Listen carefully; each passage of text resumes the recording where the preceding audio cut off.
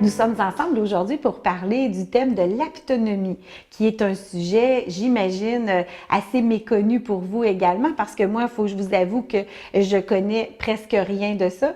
Les seuls oui-dire que j'ai eus, c'est un peu des parents qui avaient eu quelques séances et qui m'ont informé là, de ce qu'ils avaient pratiqué, qu'est-ce qu'ils avaient expérimenté chez eux par la suite. Et leur réaction m'a fait vraiment plaisir et je me suis dit, ben pourquoi pas en connaître davantage. Et pour vous, ça vous informera aussi de ce qu'est l'aptonomie. Alors, vous comprendrez que novice comme je le suis, c'est pas moi qui va vous expliquer c'est quoi. La seule chose que je connais de l'aptonomie, c'est que c'est vraiment une approche pour entrer en contact avec le bébé avant même qu'il naisse. Mais outre ça, je vous avoue que j'ai pas vraiment de connaissances. Alors, pour nous en expliquer davantage, j'ai invité Nancy. C'est Nancy qui va vous expliquer vraiment toute cette approche-là pour augmenter à votre connaissance. Alors, je te laisse la parole, Nancy. Merci. Ben, l'aptonomie, premièrement, ça vient du grec.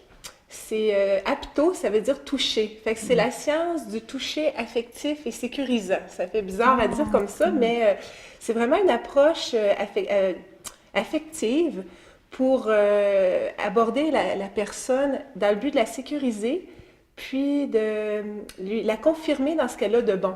Ça a été développé par Frans Velmand. C'est un Hollandais qui a développé ça en France au début des années 80. Puis ensuite, il y a eu deux autres formations qui ont suivi de celle-là. Il y a eu celle de son fils qui a parti une autre formation en aptonomie après son père. Et il y a aussi Brigitte Domaine. Elle est une aptonome et psychologue belge. Puis elle a parti la formation en Belgique et au Québec dans les années 90. Puis moi, je pratique l'approche de Brigitte Domaine, qu'elle appelle ça la préparation affective à la naissance. Fait que c'est vraiment issu de l'aptonomie, mais elle a intégré d'autres choses pour vraiment compléter, pour rendre le couple beaucoup plus autonome face à l'accouchement et aussi pour pouvoir continuer d'accompagner le bébé dans sa première année de vie.